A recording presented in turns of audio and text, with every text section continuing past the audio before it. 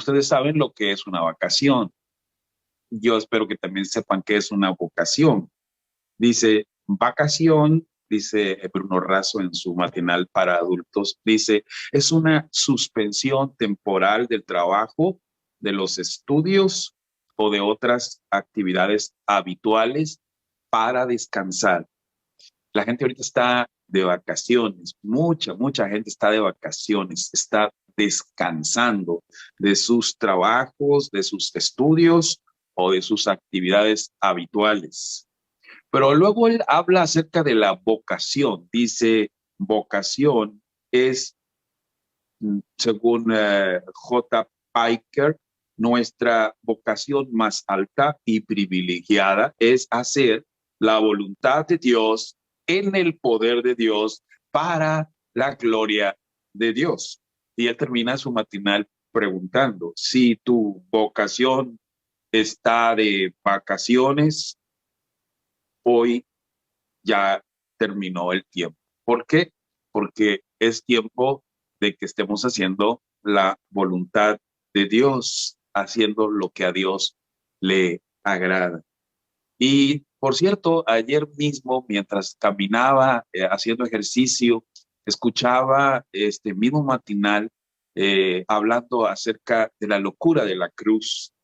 Y él al final dice, el día de ayer, si pudieras extender tus brazos hacia los costados, así como Jesús los extendió en la cruz, ¿por cuánto tiempo lo soportarías?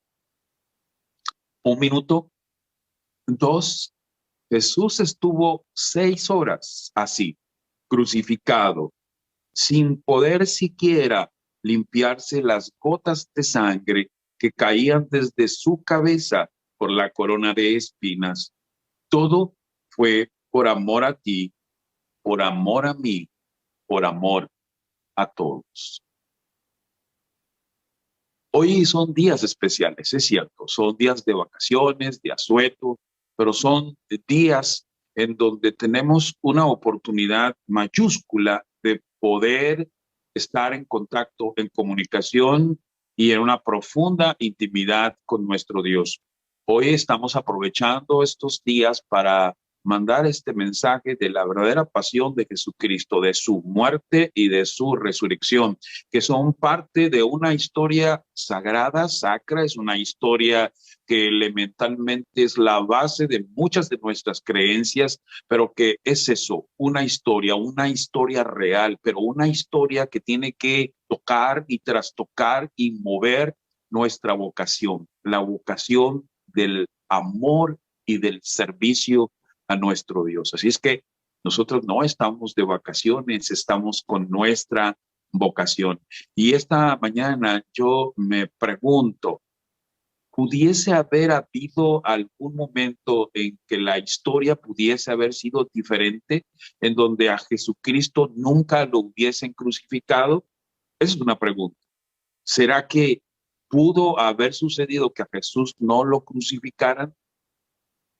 Esta pregunta la vamos a contestar y obviamente esto nos ayudará a entender el resto de las cosas, porque si Jesús muere, Él va a resucitar y si resucita, entonces la historia sigue, porque la historia de la salvación no inicia en la cruz. La historia de la salvación inicia muchísimo antes de que siquiera el ser humano hubiese sido formado, porque en el plan de redención fue hecho muchísimo antes de que existiera nuestro mundo. Fue la parte provisoria de Dios para nosotros.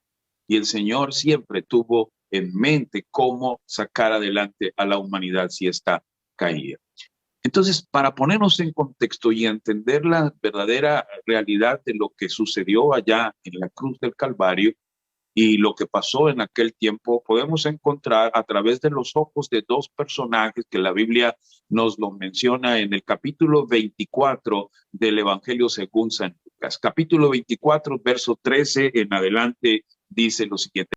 Y aquí, dos de ellos iban el mismo día, y aquí está hablando el primer día de la semana, el día de la resurrección, a una aldea llamada Emaús, que estaba a 60 estadios de Jerusalén.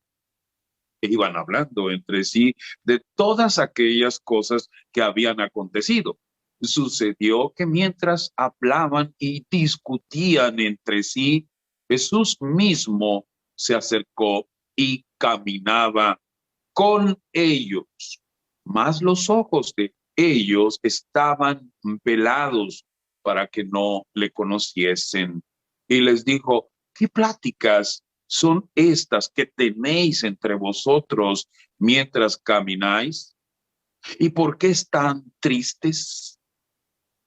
Respondió uno de ellos, que se llamaba Cleofas, y le dijo: ¿eres tú acaso el único forastero en Jerusalén que no ha sabido las cosas que en ella han acontecido en estos días? Entonces él les dijo: ¿qué cosas? Y ellos le dijeron: de Jesús Nazareno, que fue varón profeta, poderoso en obra y en palabra delante de Dios y de todo el pueblo.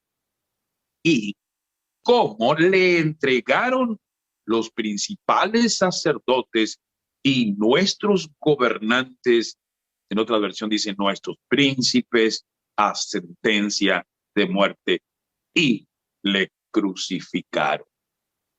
¿No te has dado cuenta? Tú no sabes esta historia, no has leído el periódico el día de hoy con las nuevas de lo que sucedió el viernes pasado, cómo le entregaron los príncipes sacerdotes y nuestros príncipes gobernantes a sentencia de muerte y lo crucificaron. Pero dice ahora, desde el punto de vista de ellos, sus expectativas, nosotros esperábamos que él era el que había de redimir a Israel, y ahora, además de todo esto, hoy es ya el tercer día que esto ha acontecido. ¿Qué pasa con nuestras expectativas cuando de repente Dios no nos las satisface? ¿O acaso será que Dios está fuera de nuestra realidad, de lo que en realidad deseamos en nuestras vidas? Estos hombres habían vivido, habían experimentado todo lo que había sucedido, probablemente habían sido testigos de lo que había acontecido cuando Jesús había muerto en la cruz del Calvario. Sin embargo, sus expectativas no estaban alineadas con el plan de Dios. Y este es un asunto que hoy tengo que preguntarte a ti, y me pregunto a mí: ¿será que las expectativas que tengo de mi vida han sido satisfechas por ese Dios que sabe lo que hace con nosotros? ¿O todavía vivimos con cierta amargura o cierta sensación de que no estamos en el verdadero conecte con nuestro Dios, que Él ha hecho todo lo que se ha necesitado para darnos la posibilidad de tener la satisfacción de la vida eterna y la satisfacción de la vida actual? Pero ¿será que nosotros estamos como estos hombres con nuestros ojos pelados, desconectados de lo que verdaderamente pasó allá en la cruz? Que en realidad ellos estaban ahora experimentando dos cosas: la muerte de Jesús, su descanso en la tumba, y ahora lo tenían con él. Estaba Jesús con ellos no lo conocían. ¿Qué Jesús conocemos? El Jesús de la historia, el Jesús del sufrimiento. Incluso algunas personas se quedan hasta más atoradas en el Jesús del nacimiento del niño Jesús. No vamos más adelante en la historia, en el momento en que Él entrega su vida por nosotros, y mucho más. Nos quedamos solamente atorados en esa histórica reseña de la muerte de Jesús en la cruz, con todos sus tramas y sus sufrimientos.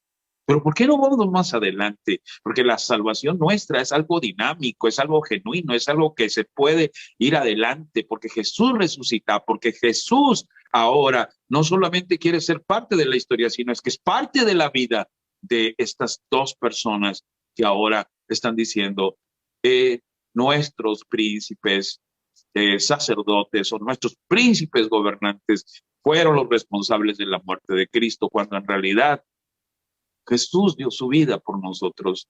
Jesús entregó voluntariamente su vida por nosotros. Fue su amor, el del Padre, el que dio a su único hijo para que muriera por nosotros en la cruz del Calvario y pudiésemos tener acceso a la vida eterna. Ahora, siguiendo esto, vayamos a Primera de Corintios, capítulo 2, versos 7 y 8. Aquí podemos hacer una conexión con lo que acabamos de leer en Lucas 24. Más, dice el apóstol Pablo, hablamos de sabiduría de Dios en misterio. Y voy a subrayar esta palabra porque para mí es muy importante. Hablamos de sabiduría de Dios en misterio. La sabiduría oculta, la cual Dios predestinó antes de los siglos para nuestra gloria. Y se recuerdan, Dios ya había hecho ese plan de salvación para nosotros desde antes de la fundación del mundo. Luego dice, la que ninguno de los príncipes de este siglo, y cuando yo conecto la palabra príncipes de este siglo, la voy a conectar con lo que acabo de leer en Lucas 24, cuando estos dos hombres, entre ellos uno se llamaba Cleofas, le dice, nuestros príncipes, los príncipes de los sacerdotes, nuestros príncipes gobernantes, lo entregaron y lo crucificaron. Ninguno de los príncipes de este siglo conoció esa sabiduría de Dios oculta y en misterio, porque si la hubiesen conocido, nunca habrían crucificado al Señor de la gloria. Hubiese sido otra la historia. Y así mismo, ¿cuál puede ser la historia nuestra si entendemos esa sabiduría, que es una sabiduría de Dios oculta y misteriosa? ¿Cómo podría esto modificar o cambiar la historia de nuestras vidas?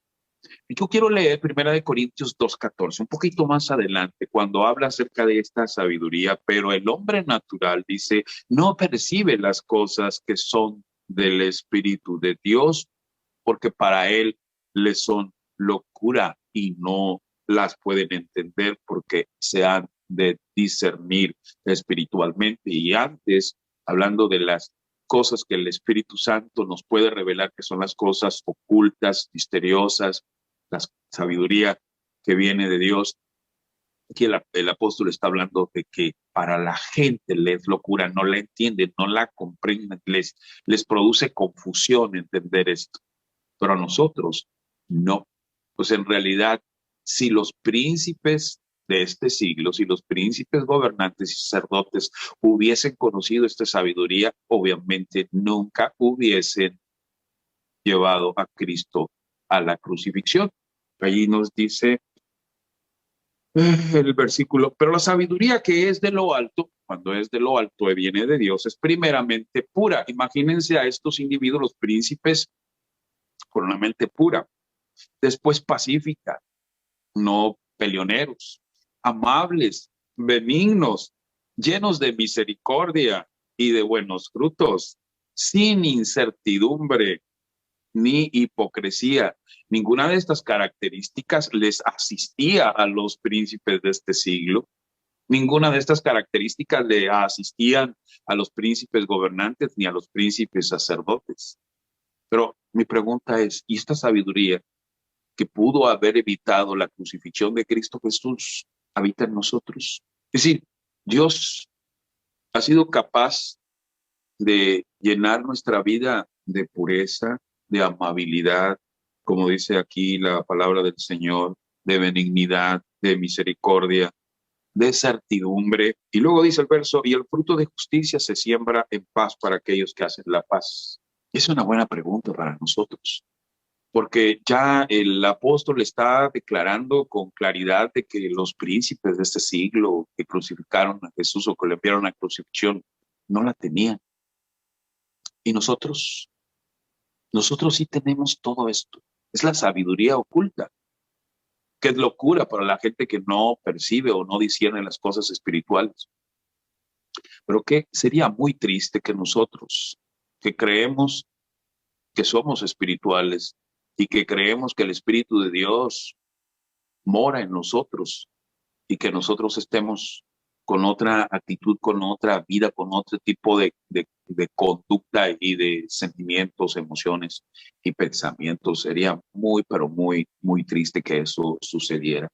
Por eso el apóstol Pablo, que conocía y sabía todo eso, hace una declaración que es que es inmensamente recordada por muchos de nosotros en el libro de Gálatas, en el capítulo 2, verso 20, a donde quiero, por favor, llevarlos ahora mismo. Pues no sé si la gente pueda considerarla como muy extrema o una declaración como muy pasional del apóstol Pablo, que en realidad debiéramos imitar nosotros de alguna u otra manera, porque él dice, con Cristo estoy juntamente crucificado y no vivo yo ya, mas vive Cristo en mí.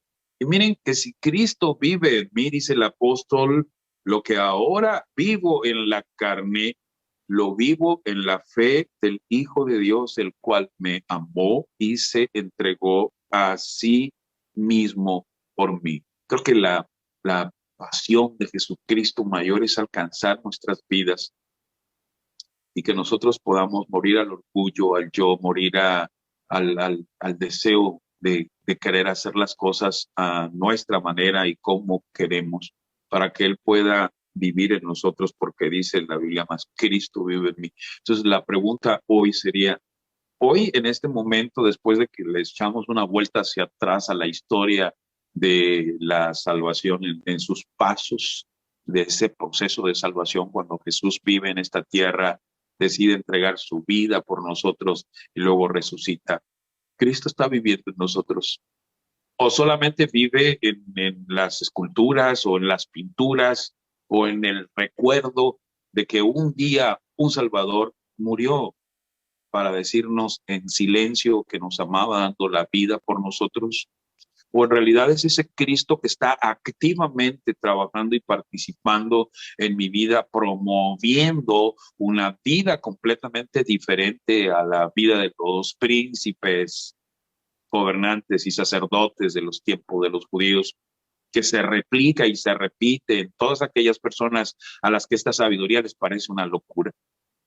¿Cómo voy a renunciar a mi capacidad de poder ser el que defiende mi vida, el que le da el rumbo a mi vida y tener que dejar todo a ese Dios?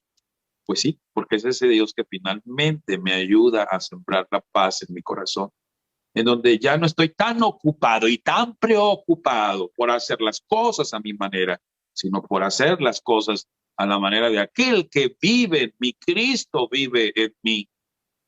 Y saben, todo esto lo hago sencillamente, dice el apóstol, por la fe del Hijo de Dios, el cual me amó y se entregó a sí mismo por mí. Decidió ir a la cruz. Esto es cierto, es una historia, pero es una historia que me conduce y me moviliza a que yo sea una criatura completamente diferente. Vayamos otra vez a Lucas capítulo 24 para ver qué Jesús les dice a estas dos personas cuando estos se muestran como ignorantes, como reticentes a entender lo que en realidad estaba sucediendo en aquel entonces. Y ellos pues responsabilizaban y culpaban a los príncipes, pero a ellos, a los príncipes, les faltó la sabiduría misteriosa, la sabiduría de Dios y oculta, pero a estos hombres Dios quería dar sabiduría como nos quiere dar la sabiduría a nosotros mismos también. Entonces Él les dijo, oh insensatos y tardos de corazón para creer todo lo que los profetas han dicho. Entonces, una cosa, le dice Jesús, es que ustedes lo hayan leído, una cosa es que ustedes intelectualmente lo hayan asimilado y otra cosa es que ustedes lo crean. Porque cuando uno entonces cree lo que lee, lo vive, lo siente y entonces le permite a Dios que haga su trabajo en su vida. Y luego pregunta, ¿no era necesario? Jesús les pregunta a ellos, que el Cristo padeciera estas cosas y que entrara en su gloria. ¿Nunca te has preguntado por qué a veces sufres y a veces unos son más sensibles que otros y a veces pues vivimos llenos del sentimiento de que qué mal nos va? ¿Cómo padecimos? ¿Cómo sufrimos? ¿Cómo nuestra vida está colmada de situaciones angustiosas? Y Jesús les pregunta, ¿que no leyeron que Él iba a padecer y que lo iba a entrar a su gloria? Qué lindo es saber, hermanos, que lo que hoy nosotros padecemos y sufrimos no es nada comparado con la gloria venidera. Y esto lo dice el apóstol Pablo. Y lo dijo Jesús. ¿Que no entendieron ustedes? Es cierto, vas a padecer, pero luego viene la gloria. Luego viene esa parte que tiene que ver con no recompensas, como con un regalo que Dios nos da, que es la gloria. Entonces, sin cruz no puedes tener cielo. Y por eso el apóstol Pablo lo entendía. Sabía que tenía que morir al yo, tenía que morir al pecado, tenía que morir a ese ego que no le permitía en realidad estar en consonancia con Dios, fuera de la sabiduría misteriosa que viene de Dios, que es oculta para aquellos que no lo entienden, que no lo comprenden. Si Jesús no hubiese muerto crucificado, hubiese muerto de cualquier manera por nosotros. No sé qué otra manera hubiese dado su vida por nosotros, pero dice la hermana White, yo lo decía a todas las gentes, que cuando Jesús era juzgado, ahí estaba el demonio con muchos de los ángeles vestidos como humanos, asusando, porque lo que quería el enemigo era destruir a Jesús. No lo había conseguido, no lo había logrado, y el mismo Satanás estaba allí.